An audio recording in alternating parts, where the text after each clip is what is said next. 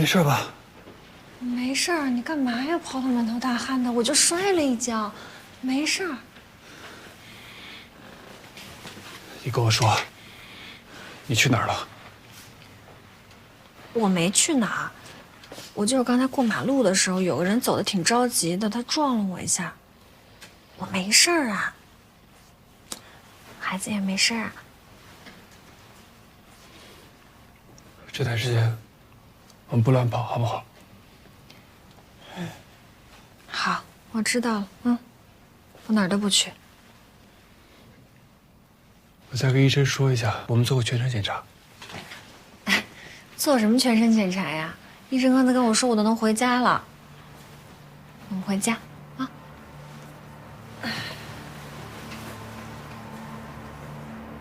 哎，我那扣子去哪儿了？什么时候掉的？我再给你买一件新的。就为这扣子买件新的。哎，回家吧。文宇，一会儿帮我把包拿着。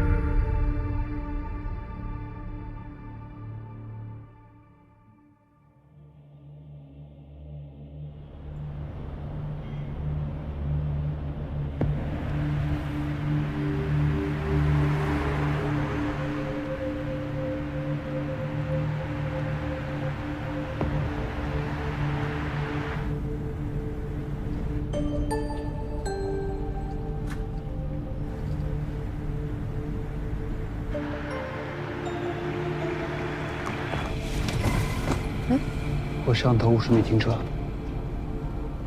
哦，好。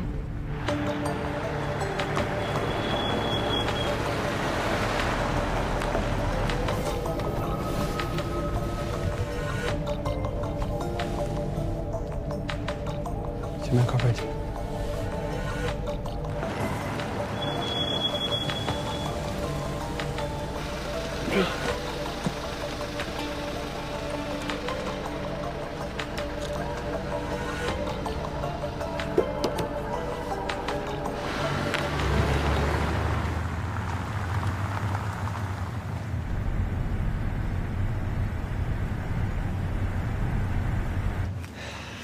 宋老板，迟到了，路上耽搁了。我退路呢？你给我想好了吗？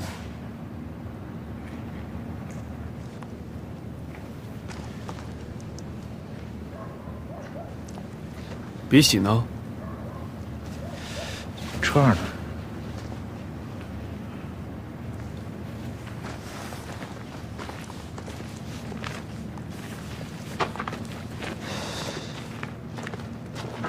你打开看看吧。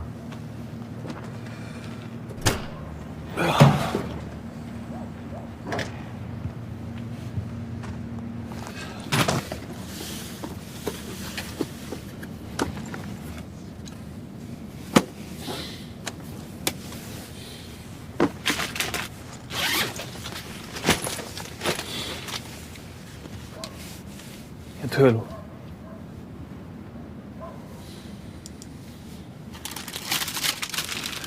饿坏了吧？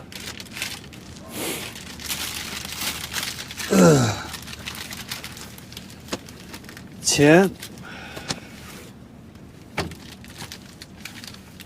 护照。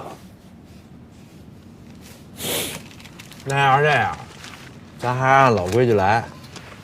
我那货呀，该给你出还给你出。你说，都给我做的这么周到了，我也不能给您掉链子，是不是？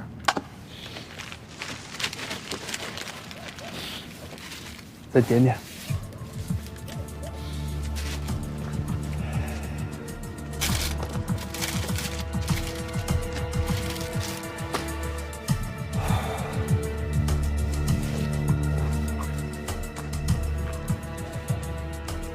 加勒比还不错，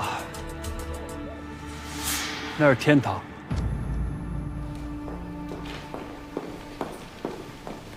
哎，小周，哎，我跟大家说一下啊，是这头发剪得好，正好林兰回来了，我也跟大家分享一个好消息。根据大家整理的资料，现在可以证明，这份录音是伪造的，而且秦修文就是当年的穆先生。现在公安对秦修文正式展开抓捕，真相呼之欲出啊！大家加油干，好吧？走。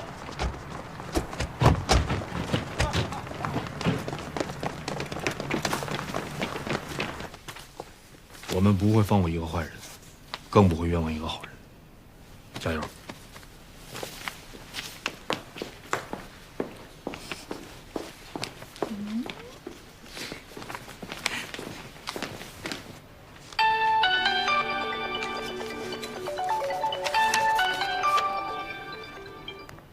哎，老周，公安扑空了，李队他们赶到现场的时候，秦修文已经跑了。你们现在马上去现场，协助公安调查。好，我明白了，马上去。秦修文失踪了啊！土队让我们协助勘查，走。秦修文从他们家小区出来，进了这个小巷，外面的摄像头没有拍到他。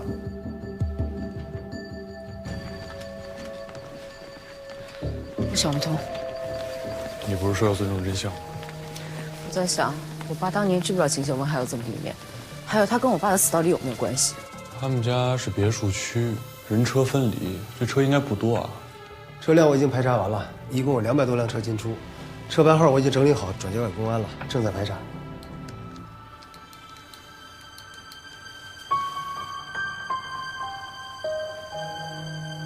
他早有准备，把东西都拿完了。镊子给我。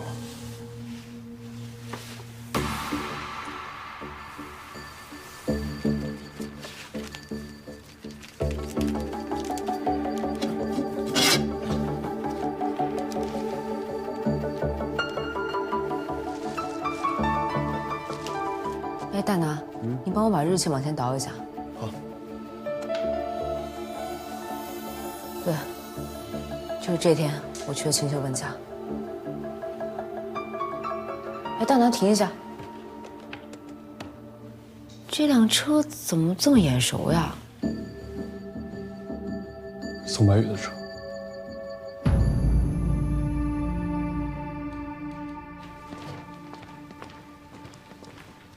宋律师，涂大队，是什么案子？还劳烦你亲自跑一趟。我手里的确是有个案子，但找你了解一下情况。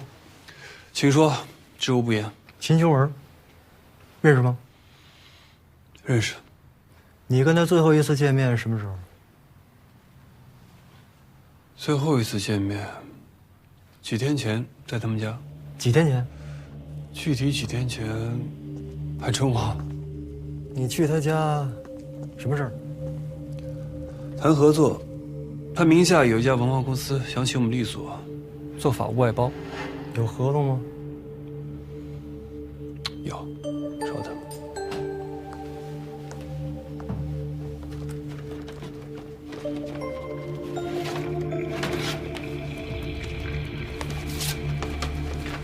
这个是一份法务授权委托书，因为主体的合同内容呢还没有确定，最后合作关系还没有形成。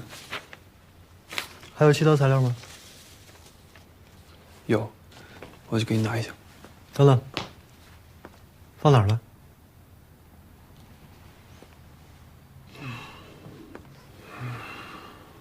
柜子的第4面门。是。这个合同我们需要回去备个案，然后我也还给你，啊。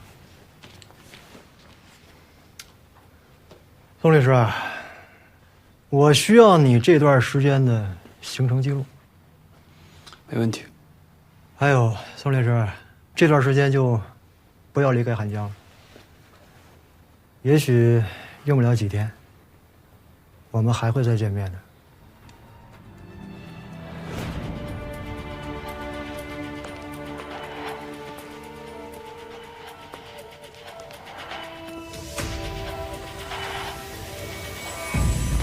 经过步态识别、耳廓同一性，还有冯杰提供的证词，我们基本上可以锁定秦修文就是14年前国宝失窃案的重要嫌疑人。但是这小子啊，太狡猾，公安抓捕之前已经跑了。经过鉴定，在他家保险柜上提取的那些残留物啊，为纺织品丝线。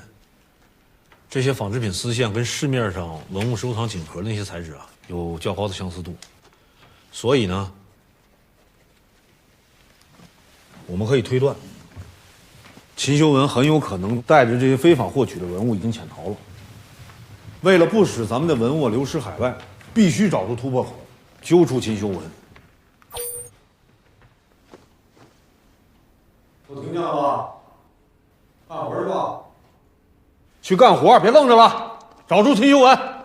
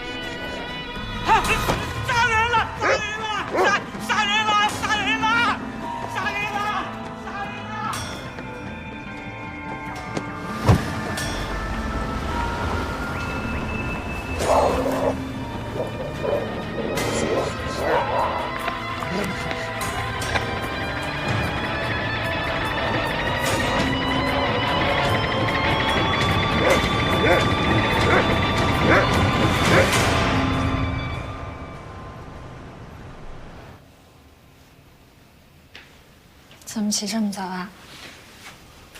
你起来了，我睡不着，稍等一下，马上就好。怎么了？我们到底什么时候能走啊？再等等。再等等。我们到底在等什么呀？现在钱还不够。这些钱已经够我们在国外过得很好了呀。别那么贪心嘛。我觉得只要我们一家能在一起，就是最好的日子。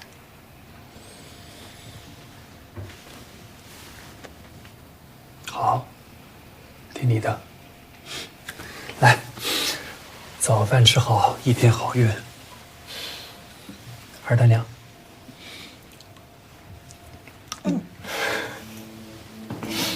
今晨5时许，在我市郊区东韩海运码头附近发现一具男尸，死者马振强，无业，死因不明。由经过此地的热心市民发现并报警，目前警方已经就此展开。今天赵总找我，我得先回公司。我怕来不及，我先走，你慢慢吃，吃完再走。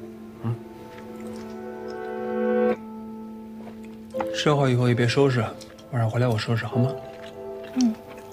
我爱你。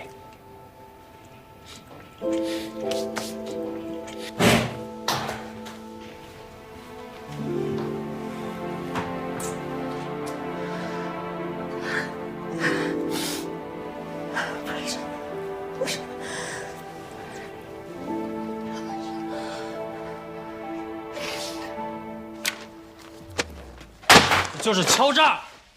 宋律师，这种事情怎么会摆在我面前？毕竟公司的确对周围村子造成了破坏。宋律师，我1分钱也不给。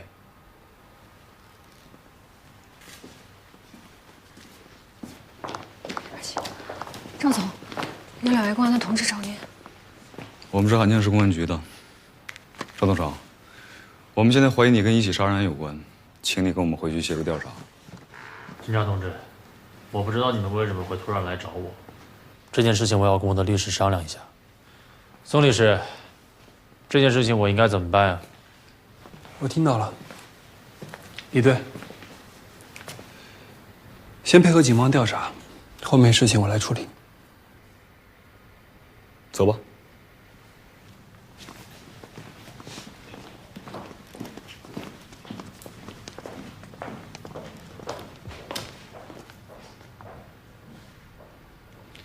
没事，问题会解决的，放心。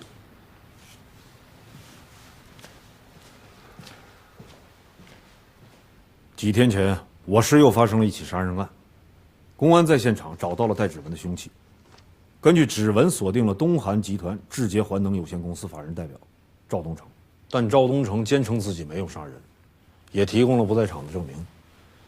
根据调查，赵东成也确实跟死者没有交集，应该是跟古平安有关吧。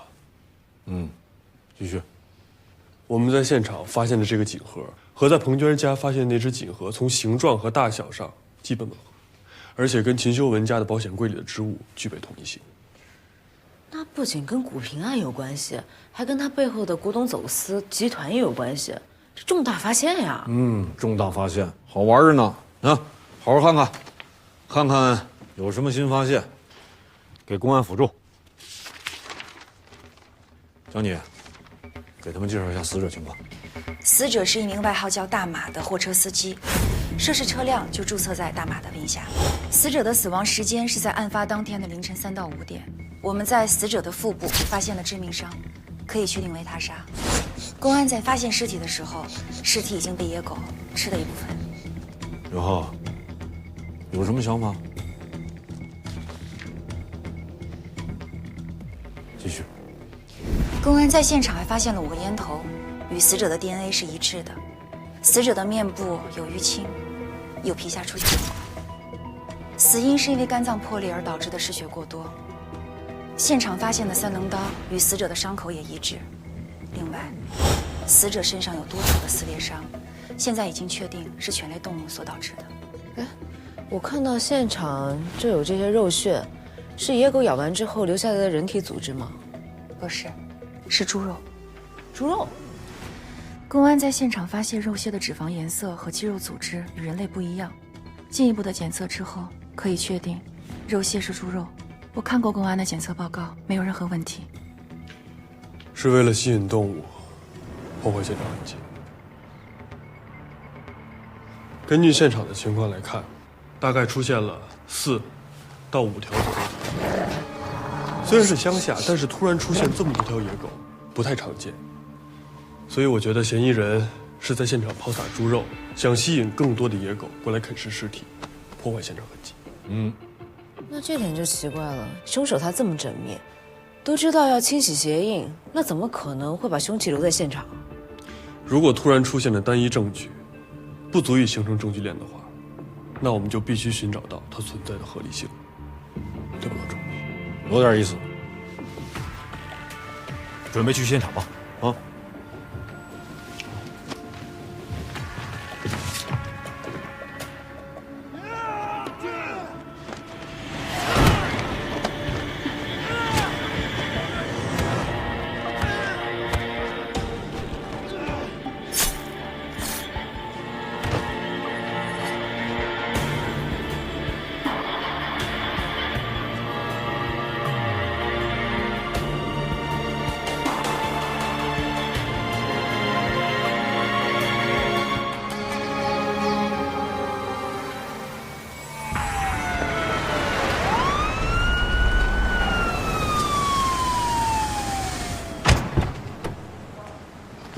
李队，钟检察官，辛苦。来，我们来现场复勘技术支援。哎，做好技术支援，配合好李队啊。好。好，走。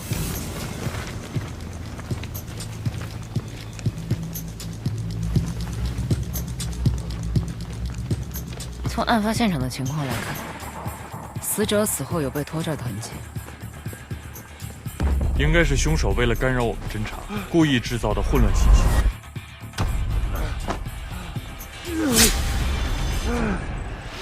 从现场散落痕迹的分布来看，凶手的活动范围主要集中在车辆尾部区域。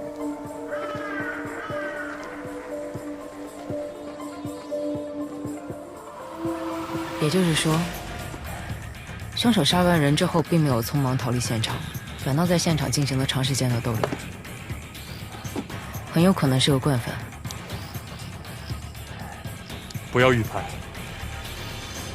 留下大量清理现场的痕迹，只能说明凶手心理素质过硬，且具备超出常人的反侦查能力。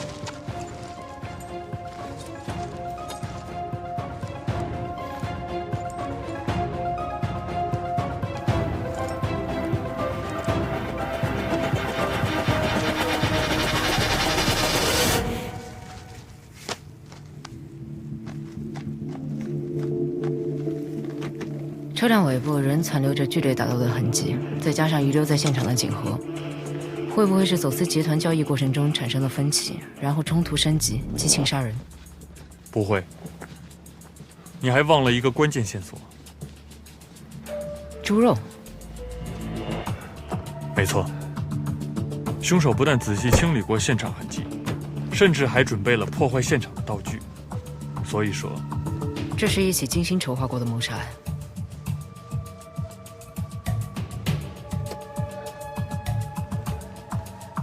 不过你也说对了一点。什么？从凶手的行动轨迹来看，凶手和死者并没有第一时间发生冲突，而是进行了类似交易的行为，且行动痕迹清晰。比如这几个烟头，是大马在等人的时候留下来的，而且等了很久。二人先是在这个位置接头，之后一起转移至车辆后部，随后发生了肢体冲突。死者的面部淤青，车辆的2处损伤，都是清晰的证据。最后，在这个位置完成了最终的杀人动作。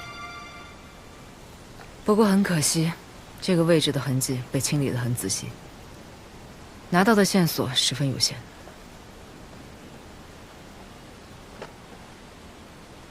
这个位置是现场猪肉抛洒最集中的区域，留下最密集的野狗的痕迹，也因此是整个现场痕迹破坏最严重的区域。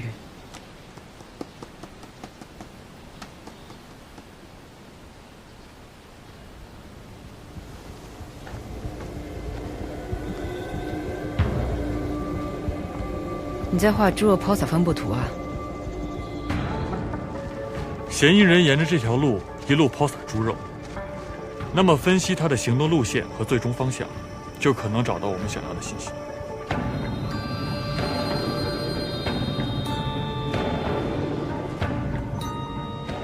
这个地方的猪肉竟然也这么密集。这里应该是猪肉抛洒最远的区域了，嫌疑人很有可能在这里撒完全部猪肉，然后上车离开。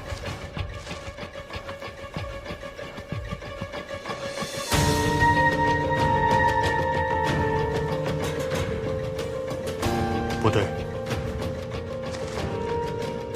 他不是从这上的车。再往前走有摄像头，嫌疑人是想误导我们的判断。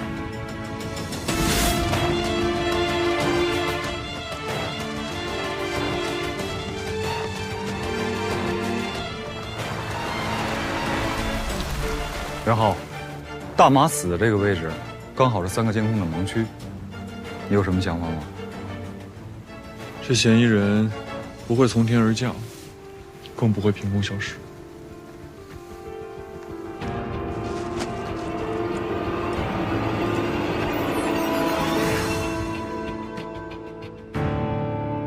你不觉得很奇怪吗？国保安重启之后，宋白宇跟每一个阶段的关键人物都有关联。秦秀文保险柜里的锦盒出现在了大马的货车上，而秦秀文失踪前见的最后一个人就是宋白宇。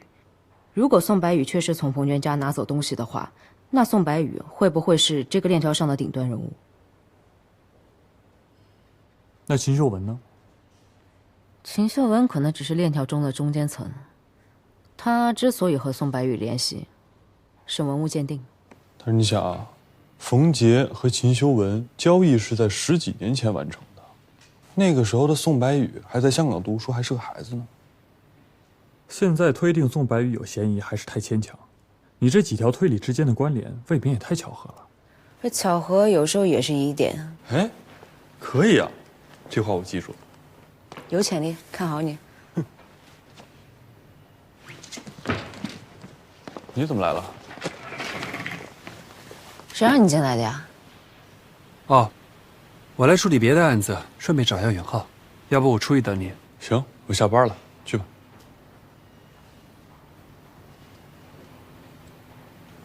嗯。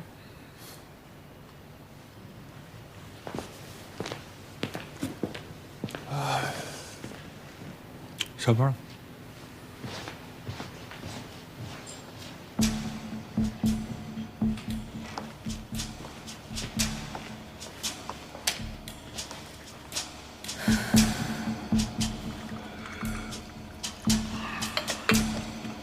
行啊，这手艺不错呀，快赶上我了。嗯，豆子不错啊，尝尝。觉得好啊，我给你分了一包。嗯，回去慢慢品。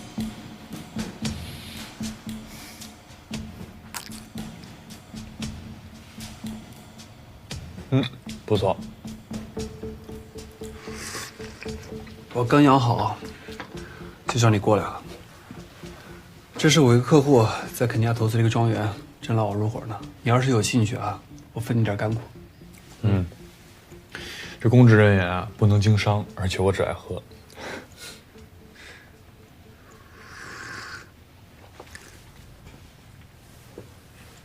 秦修文失踪了，警方找过我了。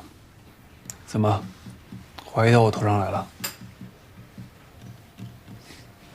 老宋，这工作上的事儿不能说。咱们两个好久没有坐下来聊会儿天了。既然说到工作，我就多说一句。你离职的事情，我真的不能左右我客户的行为。我就是做我律师该干的事情。我知道，这事儿我没怪你。这件事儿啊，确实是我的问题，我承认。我就是觉得你不公平。你干嘛一直待在检察院啊？哎，行了行了，差不多得了。有时候啊，真替你干着急。做检察官只会让你被束缚住，你需要更大的空间去施展你的才华。是啊，有的时候我也替你着急。你说你这一猛子扎进坏人堆里，我是抓你呢，还是抓你呢？还是抓你呢？我呀有谱，律师干什么我干什么。哎，我律所合伙人的位置还一直留给你呢啊！你要是愿意，随时来，怎么样？最佳拍档。行了，别画大饼了，我不感兴趣了。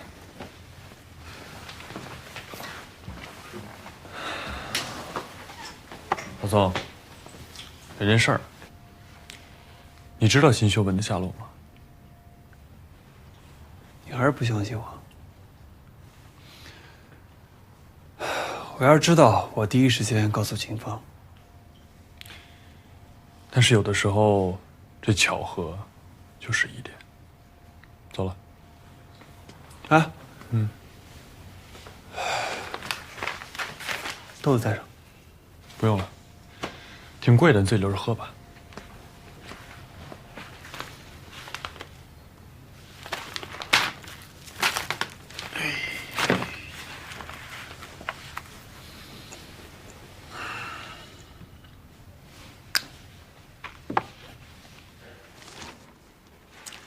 公安一共排查了被害人大马死亡前后3小时之内的3个监控，分别是发现被害人尸体路段前后2个监控，以及新航码头监控。在这段时间内，这条路上一共经过了32辆机动车。公安做了实地实验，就这条乡间小路，晚上能见度极低，确实看不见路两侧的东西。开业倒是正常，继续。在袁浩他们的提示下，公安重点排查了这些车辆，在一段不到200米的路上逗留的时间，基本上所有的车辆都是正常车速通过，唯独这辆。驾驶员是个女性，不到200米开了1个小时，那肯定是停留的呀。没有停留，而是直接开进了码头。这辆车注册在智捷环能公司名下。经过调查，这名女子名叫温婉，是赵东成的秘书。当天接到赵东成的指派，去码头核实一下船只到港情况。老钟，让自己秘书这么晚去码头，有点可疑啊。公安核实过了，温婉白天给码头打了个电话，说自己有事儿，晚点去，因为是老板下的命令，不管多晚都得去，所以半夜去的。根据码头监控显示，他没有作案时间，并且根据保安的口供，车上只有温婉一人。车查了吗？正在查，公安也同时正在对温婉进行问话。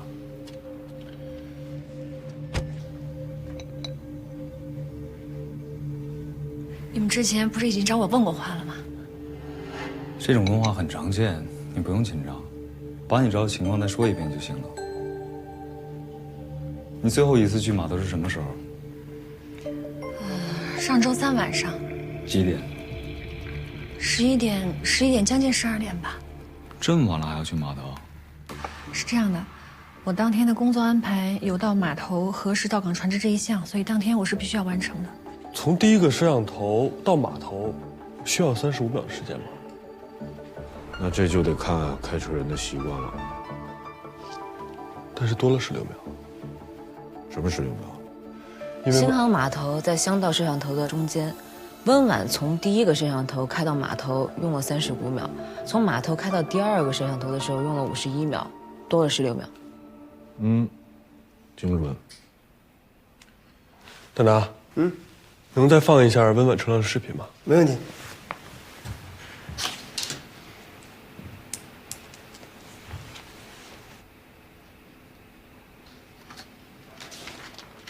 可以了，谢谢。老周，从这个视频来看，温婉驾驶比较平稳，驶入和驶出的距离差不多，但是时间差了16秒。温婉应该在路边停了16秒，她或许是在等某一个人，但那个人并没有按约定的时间到上车的地点，或许是什么事情没办完，比如说布置现场。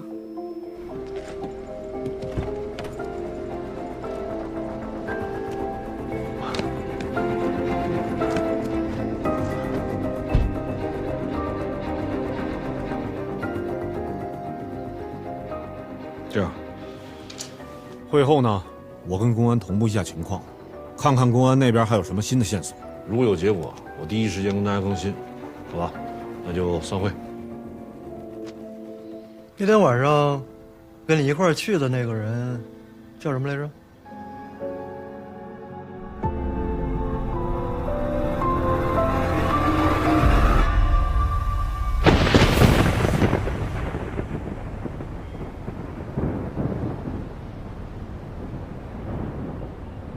今晨5时许，在我市郊区东韩海运码头附近发现一具男尸，死者马志强，无业，死因不明。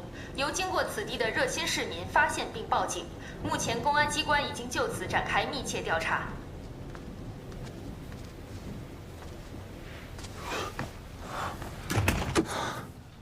不好意思，是不是熏到你了？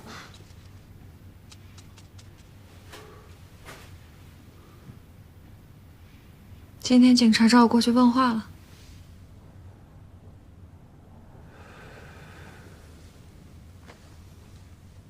白月，我到底什么时候才能跟你妈见一面？吃顿饭就行。我妈这个人性格比较古怪，我尽快安排。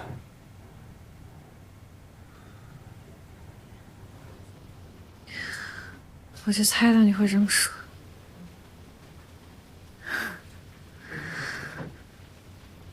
我怀孕的事瞒不了多久了，我得在赵东成知道之前就提出辞职。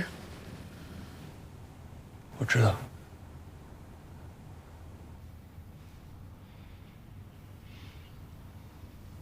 那我先睡。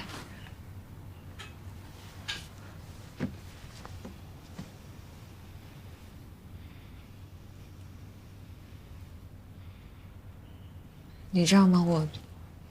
我每天睡觉的时候，我都不想第二天我能醒过来。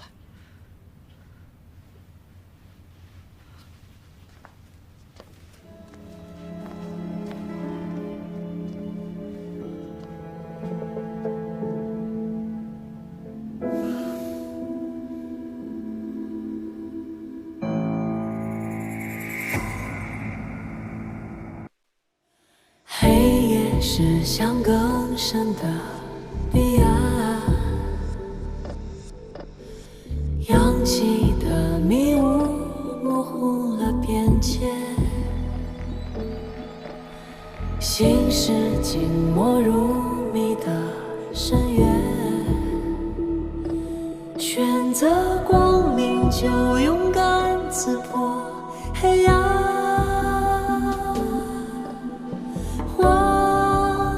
试着取代了答案，再汹涌的浪吞噬不了光线。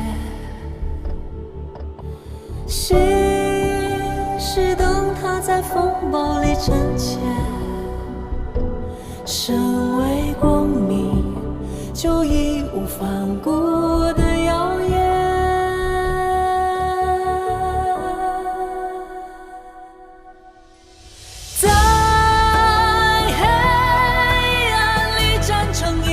闪电，短暂的挣扎，寂静无声的世界，照亮每一次未知的冒险，哪怕只有一个瞬间。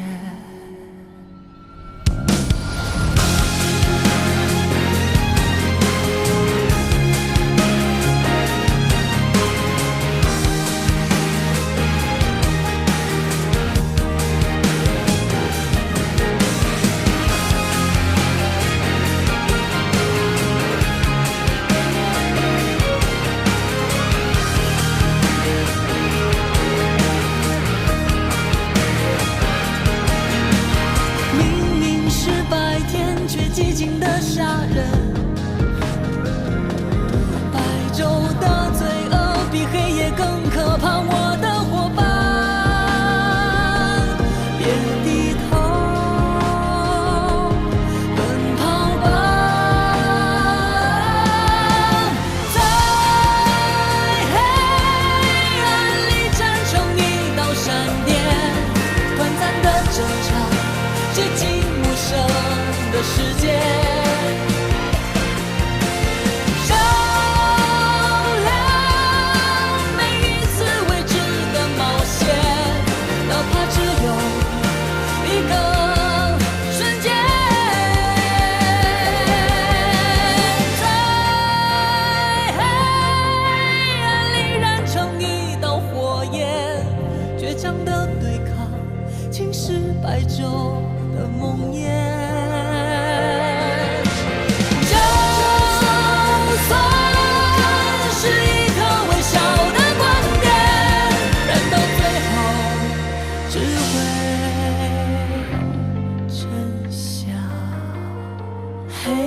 是向更深的彼岸，